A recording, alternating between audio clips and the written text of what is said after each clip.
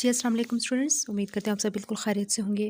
Students आज हम STS 642 के टॉपिक नंबर 2 को देखेंगे, डेफिनेशन ऑफ रैंडम वेरिएबल। ठीक है, तो अगर आप चैनल पे नहीं हो तो प्लीज़ चैनल को सब्सक्राइब करें, वीडियो को लाइक और शेयर ज़रूर किया करें।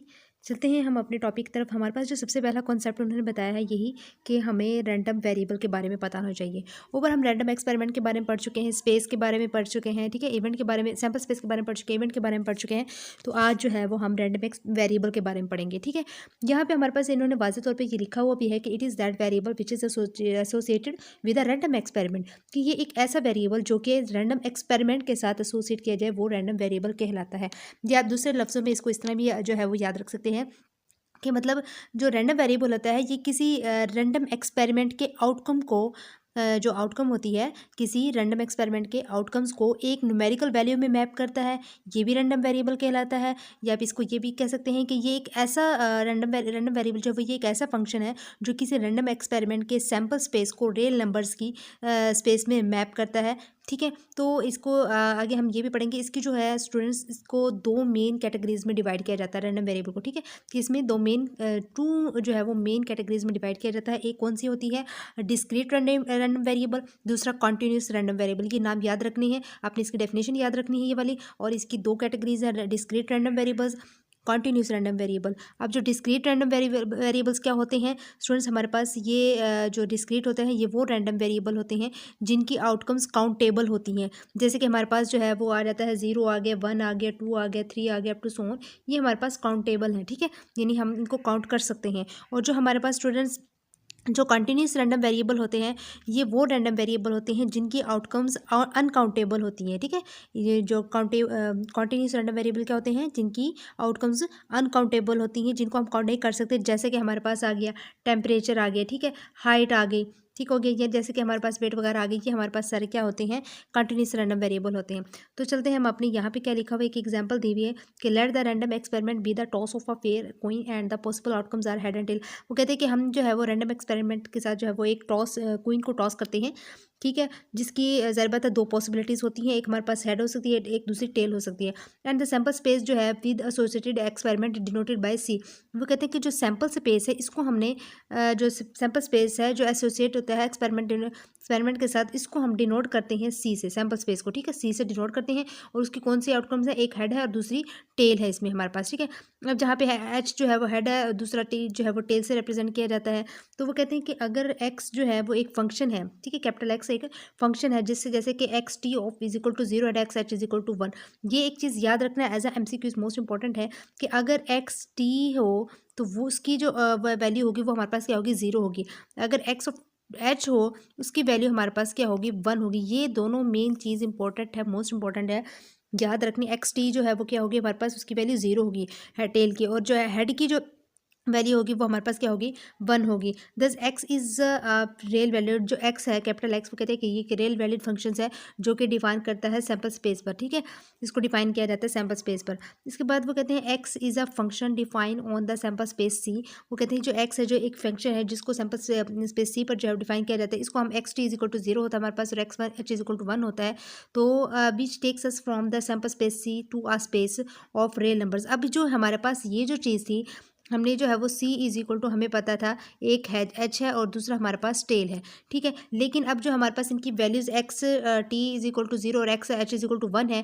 अभी हम इसको जो है वो रियल नंबर्स में कैसे लिखेंगे, तो इसका हमने फंक्शन का नाम दे दिया डी, और उसकी हमारे पास यानी जो टेल है उसकी हमारे पास वैल्यू क्या आती है, 1, और हेड जो होती है उसकी वैल्यू हमारे पास क्या आती है, 1। टेल की 0 होती है और हेड की 1 होती है, तो हम इसको इस तरीके से भी फॉर्म में लिख सकते हैं। ठीक है, ये खैर ये इंपॉर्टेंट जस्ट क्विज़ेस के हवाले से इंपॉर्टेंट चीज़ें हैं यहाँ पे। जस्ट यहाँ पे जो इंपॉर्टेंट थी एक ये वाली चीज़ थी, डेफिनेशन याद करिएगा। इसके बाद जो ये चीज़ आपने समझने वाली थी, और आगे भी मैं आपको बताऊँ जो चीज़ें करनी होगी। सी इज़ एच है, वो कहते हैं कि और and T and applying the function the image we obtain the domain and range concept. So if the domain here is H and T then the range value will be 0 and 1। वही बात आ गई कि आपके पास X T is equal to 0 और H one is equal to X of H is equal to 1 होता है। ठीक है, तो ये चीज़ याद रखनी है। बाकी इसमें और कोई चीज़ भी याद करने वाली नहीं है। इसके बाद आ जाती है डेफिनेशन ये वाली रैंडम एक्सपेरिमेंट की, यहाँ पे भी सॉरी रैंडम वेरिएबल की डेफिनेशन यहाँ पे भी आ जाती है। आपने इसको भी मोस्ट इंपॉर्टेंट है, याद अच्छी तरीके से कीजिएगा कि consider random variable random experiment with a sample space C के साथ हम जो है वो एक रैंडम एक्सपेरिमेंट को एसोसिएट करते हैं। जब एक फंक्शन हमने पहले भी किया कि एक फंक्शन है जिसका नाम एक्स है, जो कि असाइन करता है जिसके हर एलिमेंट एक्स के अंदर जितने भी एलिमेंट हैं उसको हम कह देते हैं स्मॉल सी से नोट करते हैं, ठीक है। वो कहते हैं कि जो एक्स का हर एलिमेंट जो सी है वो बिलोंग करता है कैपिटल सी से। जो कैपिटल सी है ये हमारे पास क्या है, सैम्पल स्पेस है, और ये सी जो है ये किसका एलिमेंट है, कैपिटल एक्स का है, ठीक है। यानी कैपिटल एक्स का हर एलिमेंट किसको बिलोंग करेगा, सैम्पल स्पेस कैपिटल सी को। ये चीज़ याद रखनी है। और जो कि और इसका एक्स सी जो है वो किसके इक्वल होगा, is equal to small X के। जो स्मॉल एक्स है ये भी हमारे पास एक क्या है, रियल ये भी हमारे पास स्टूडेंट्स रियल वैल्यूज़ है, ठीक है, रियल सॉरी नंबर्स है। स्मॉल एक्स जो है वही क्या है हमारे पास, ये भी रियल नंबर है। ये रैंडम वेरिएबल की डेफिनेशन होगी। और द स्पेस और range of x is the domain of real numbers, इसको हम जो है वो इस तरीके से भी लिख सकते हैं। ये आपने ये भी देख लेना है। इसके बाद हमारे पास ये गिवन रैंडम वेरिएबल आ गया अपना, ये चीज़ें याद करने वाली नहीं है तो, लेकिन हम देख लेते हैं। गिवन रैंडम वेरिएबल एक्स हमें एक दिया गया है, रैंडम वेरिएबल एक्स, इसकी रेंज जो है वो डी बिकम्स बन जाती है space of interest besides including the inducing the space D X also induced are probability which distribution. इसको आप जो है वो स्किप कर सकते हैं क्योंकि ये इंपॉर्टेंट चीज़ें हैं ही नहीं। So we are interested is knowing the probability of getting 0 and 1 and as we already know that if it's fair queen then the probability of getting 0 is half. And चलिए यहाँ पे मैं आप इसमें ये बताया हुआ है कि जैसे हम एक जो है वो क्वीन है उसको जब हम टॉस करते हैं हमारे पास हाफ जो है वो टेल की जो है वो होती है, और हाफ जो है वो हमारे पास हेड की होती है।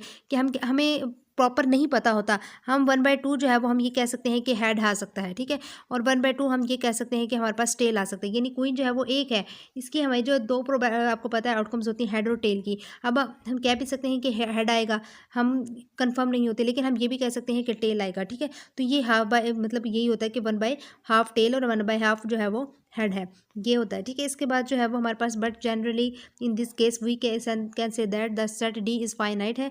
वो कहते हैं कि हम ये कह सकते हैं कि जो कैपिटल डी है ये एक फाइनाइट है या फिर काउंटेबल सेट है, और दूसरा और या फिर जो है वो an interval of real numbers है। कैसे, जैसे कि जब हम कहते हैं कि जब एक सेट जो कि फाइनाइट है, यानी फाइनाइट का मतलब होता है जो कि काउंटेबल है, मैंने पहले बताया, तो वो हमारे पास डिस्क्रीट रैंडम वेरिएबल होता है, ठीक है। और जो दूसरा हमारे पास जो है कि इनफाइनाइट होता है, ठीक है, क्या होता है, इनफाइनाइट, या फिर हम कह सकते हैं कि अनकाउंटेबल, वो हमारे पास क्या होता है, कॉन्टिन्यूस रैंडम वेरिएबल होता है।